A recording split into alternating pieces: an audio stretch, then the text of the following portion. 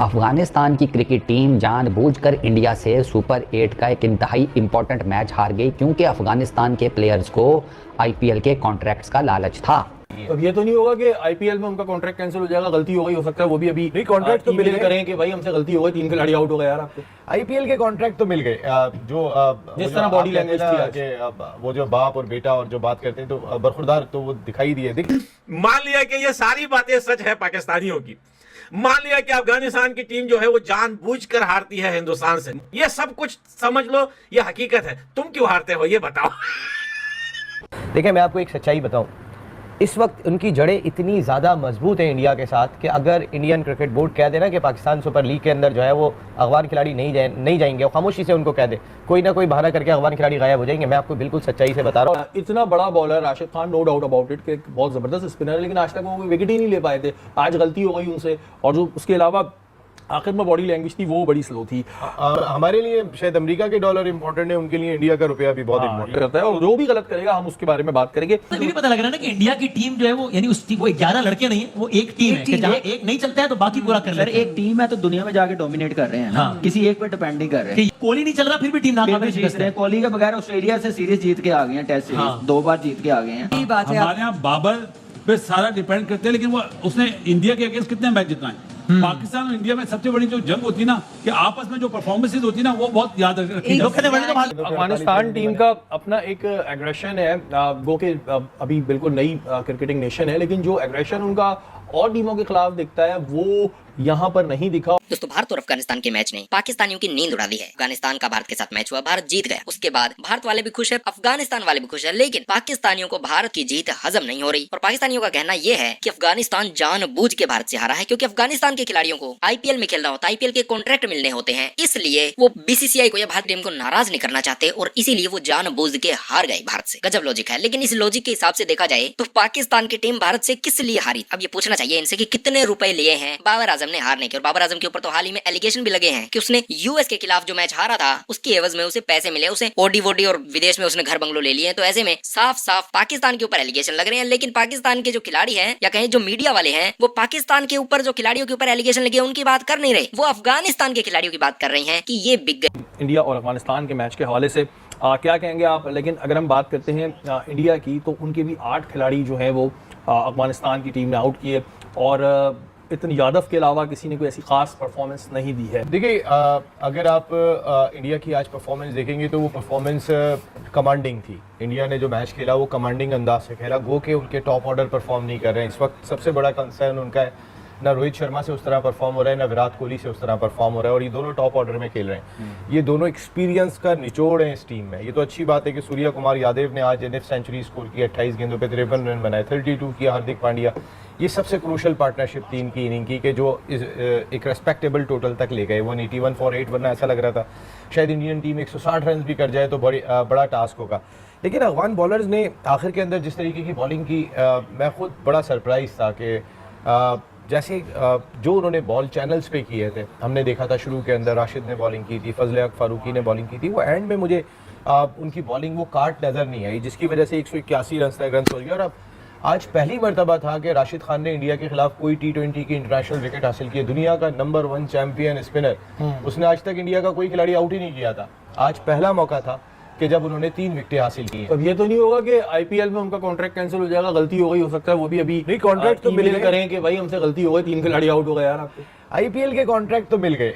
जो जिस तरह बॉडी लैंग्वेज थी कि वो जो बाप और बेटा और जो बात करते हैं तो बरखुरदार तो वो दिखाई दिए। देखिए हम बार बार कहते हैं कि हमने अफगान क्रिकेट को बनाया, लेकिन अफगान क्रिकेट अचानक जब वो इम्प्रूव होने लगे और उसके बाद इंडिया ने उन पर हाथ रखा, तो वो बिल्कुल एक ऐसा जिन, बोतल वाला जिन नहीं था वो जो होता था कि एकदम से खोला तो वो अफगानिस्तान की टीम इस तरीके से निकली कि जो हुक्म मेरे आका। अब वो आज भी उनकी परफॉर्मेंस को अगर आप देखेंगे तो फिर मेरी तो समझ में नहीं आई कि जिस तरीके से गुरबाज बैटिंग के लिए आए थे, उनके टॉप ऑर्डर बैटिंग के लिए आए थे, वो पहली गेंद पे क्रीज से निकल के हिट कर रहे हैं। भाई ये कोई पिंडी की विकेट नहीं है या कोई चिन्ना स्वामी स्टेडियम बेंगलोर की पिच नहीं है। ये पिच फिर भी रिस्पेक्ट देने वाली पिच जरूर है। तो मैं थोड़ा सा अपने नाज़रीन को ये भी बताऊं कि 47 रन से इंडिया ने जो है वो नसीम भाई अफगानिस्तान को हरा दिया। 50 रन से हराता तो और शाबाशी मिलती, वैसे तो पूरे 50 रन से हारे हो। नहीं बस ये कि 47 तो हमारी वैसे भी मुल्क के लिए बहुत ही इंपॉर्टेंट है 1947। हाँ, तो उस लिहाज से, लेकिन हमारा उससे कोई इतना कंसर्न नहीं है अफगानिस्तान इंडिया के मैच में जो भी होगा। लेकिन बात ये है कि फेयर क्रिकेट होनी चाहिए।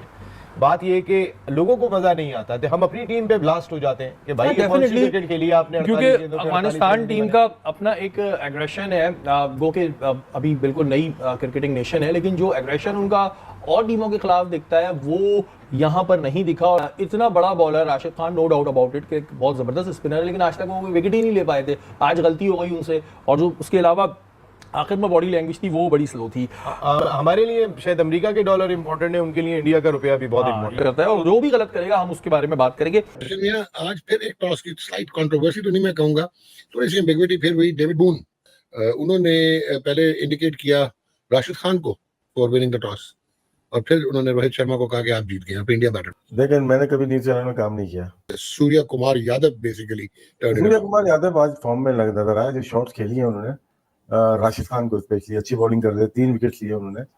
लेकिन जब विकेट गिरी हुई थी तो वहां पे उन्होंने अटैक किया उनके ऊपर। यही खासियत है, इसकी पिकअप शॉट बहुत अच्छी थी, लंबा फॉरवर्ड आगे से बॉल को ले रहे थे। और आज के मैच को जो टर्न किया बैटिंग में, तो यादव ने किया, बहुत अच्छी बैटिंग की है। चाहे फास्ट बॉलर को खेलें या स्पिन को, स्पेशली इनके ऊपर था थोड़ा प्रेशर तो होगा। जब 3 आउट हो गए, मेन प्लेयर आउट हो गए, ऋषभ भी आउट हो गए, रोहित भी, विराट भी आउट हो गए, तो सारा प्रेशर इनके ऊपर आया, उन्होंने लिया है, कबूल किया उसको। और आज का मैच मैं समझता हूँ, बाद में तो बहुत सारे प्लेयर्स आ जाते हैं, हार्दिक पांड्या भी आ गए, ये भी आ गए, वो भी आ गए, लेकिन मेन जो आज थे इस मैच के कल्प्रिट वो सूर्य कुमार यादव थे। जहाँ डेंजर होगा ना वहां पे ये रन करते हैं। इसको कैसे देखा आपने आज? गुड कंड्यूसिव पिच, अच्छी पिच थी, बैटिंग अच्छी की ना, कि 160 की पिच के ऊपर 182 रन किए, तो टॉस जीत के सही बैटिंग की है। क्योंकि अफगानिस्तान अगर 160 करता है ना, इनकी बॉलिंग ऐसी है, ये पीछे पड़ जाते हैं।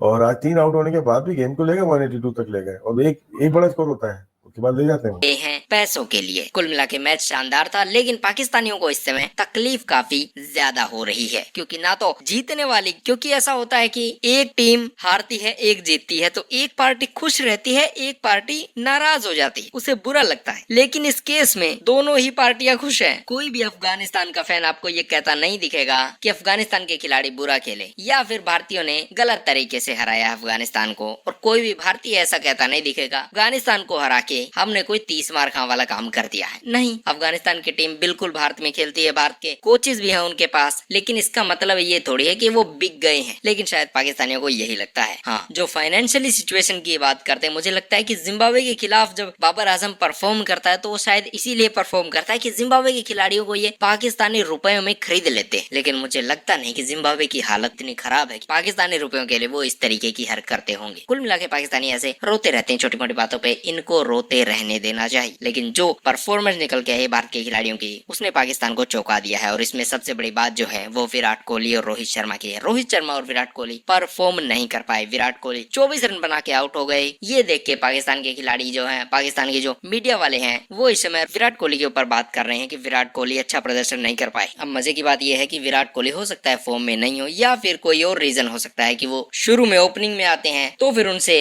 इस पिच के ऊपर नहीं खेला जा रहा हो। लेकिन ऐसा बिल्कुल भी नहीं है कि विराट कोहली अगर 1-2 मैच में चला नहीं तो वो बेकार खिलाड़ी हो जाता है। ऐसा नहीं होता है। विराट कोहली को किसी इंट्रोडक्शन या किसी स्टैंप की जरूरत नहीं है अपने आप को प्रूव करने की। वो कई बार प्रूव कर चुका है, 36 तरह के रिकॉर्ड उसके नाम है, मैच विनर खिलाड़ी है वो। तो ऐसे में उसे पाकिस्तानियों की स्टैंप नहीं चाहिए एग्जिबिट तरह, और ना ही रोहित शर्मा से मुझे लगता है कि किसी को कोई प्रॉब्लम है। हालांकि परफॉर्म करते तो ये अच्छा रहता, लेकिन जो हमारे स्टार खिलाड़ी हैं, अगर वो किसी प्रॉब्लम की वजह से या कोई और उनको पता लगती है कि ये इस वजह से ये परफॉर्म नहीं कर पाए, मुझे लगता है कि बीसीसीआई को भी इस बात का ध्यान होगा कि हाँ, हमारे ये 2 खिलाड़ी अच्छा परफॉर्म नहीं कर पा रहे हैं एज ए ओपनर, तो हो सकता है इन्हें तीसरे या चौथे नंबर पे भेज दिया जाए और उसके बाद ये छक्के छुड़ा दे सामने वाली टीमों के। कुल मिला के जो सिचुएशन है इस समय वो काफी अच्छी है। भारत की टीम लगातार मैच जीतती जा रही है और इससे भारत के जो खिलाड़ी हैं और भारत के जो फैंस हैं वो काफी खुश है। इस पे आपकी क्या राय है, जरूर बताइए।